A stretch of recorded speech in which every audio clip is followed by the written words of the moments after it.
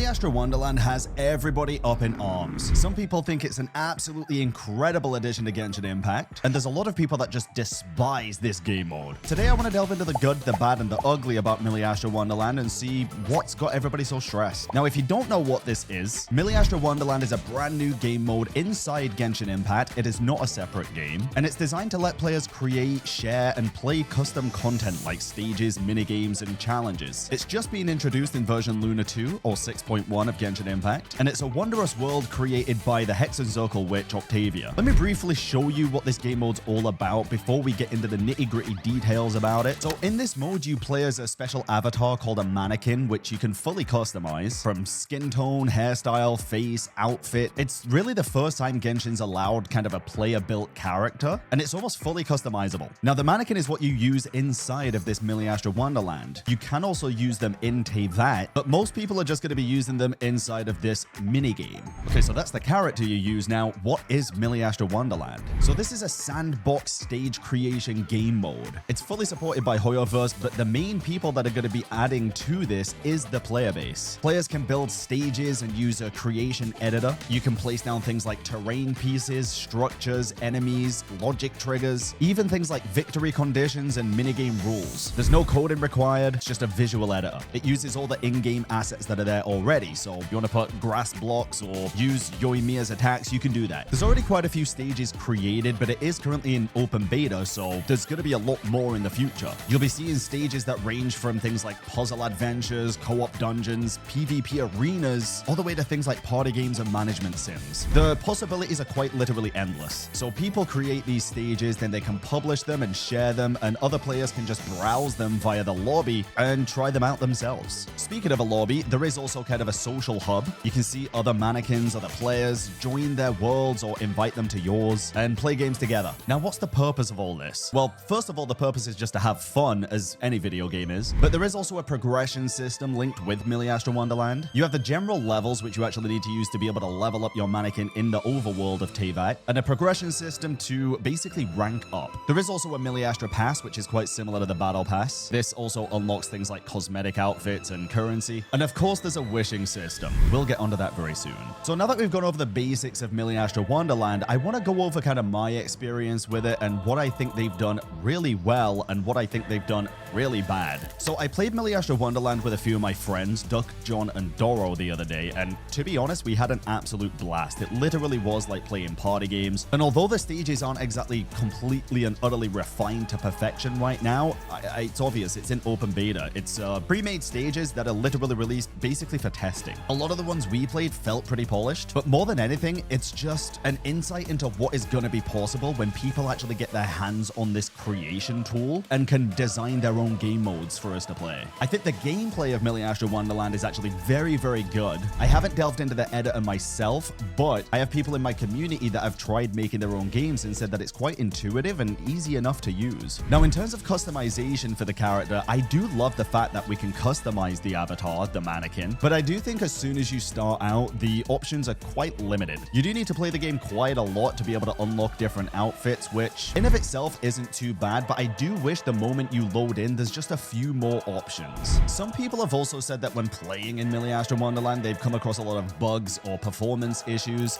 Luckily, I haven't had any of those myself, but I don't think these people are lying. I think it probably will need some adjustments to performance. And I'm going to go over kind of the community consensus to Miliastra Wonderland towards the end of this video, but right now this is just my opinions. So the good is basically that, yes, the game modes are pretty damn fun. I think it's a great way to be able to socialize and play with friends, and even if you're not interested in playing with different people, there's a lot of game modes that you can just play solo and have a blast with. Some of them have whole full-blown storylines, and some of them are just puzzle simulators like escape rooms. I do like the fact that you can customize the mannequin, and I also really like the fact that you can use them in Teyvat. I think it's a great thing. So let me preface this next part with overall, for me and what I want out of this, I'm actually really happy with Miliastra Wonderland. However, there's a lot of glaring bad when it comes to this game mode. Some people in the community are kind of annoyed that you can't earn Primo gems for Genshin Impact through Miliastra Wonderland. Wonderland. Now, for me, I understand why they didn't do this. It is kind of a completely separate game mode that doesn't really share anything other than the mannequin with the main game. But then again, in my head at that point, I'm kind of like, well, why not just make Miliastra Wonderland its own game? I'm okay with not getting the Primo rewards as long as we can earn the currency for Miliastra through Miliastra, which brings me on to my next point.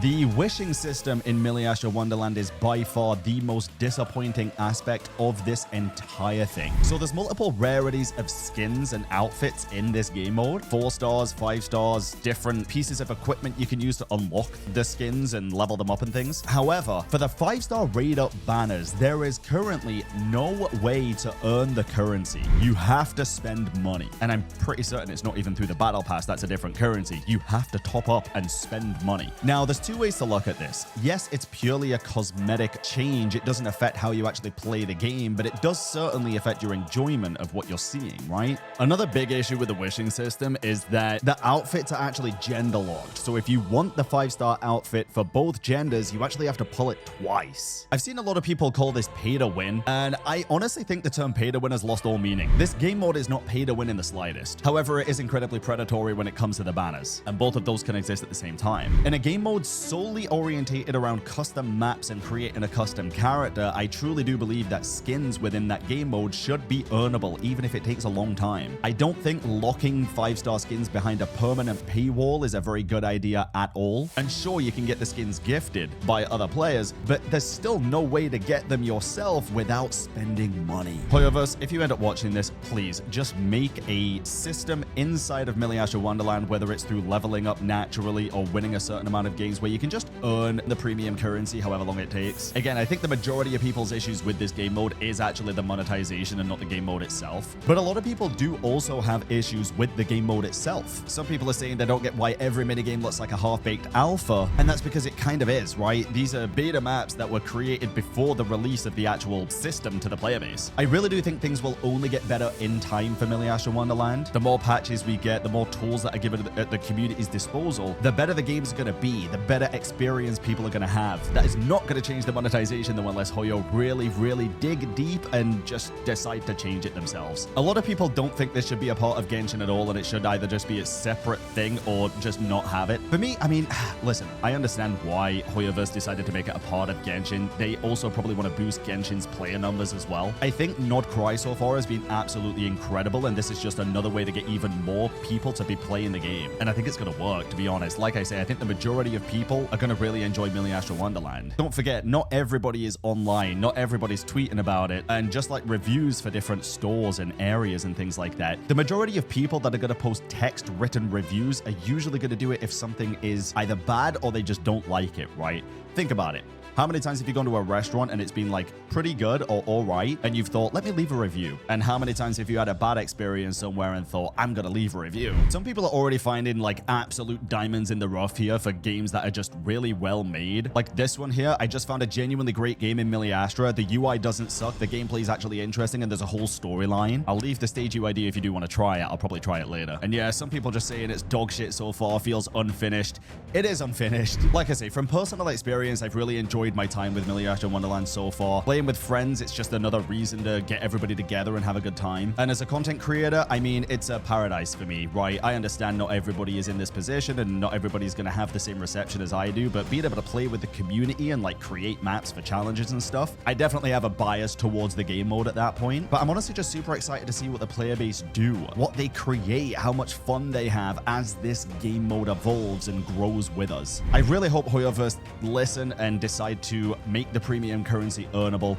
That really is my biggest issue with the game mode so far. As a now free-to-play player, there is no way for me to get these 5-star skins. And like I say, I'm kind of okay with that, but just because I'm okay with it doesn't mean it's not predatory and mean that it's not an overall bad thing for the community. It is. Let me know down in the comments what you think about Miliastra Wonderland, if you're having fun with it, what you'd like to see changed and improved, and don't forget to subscribe for more content.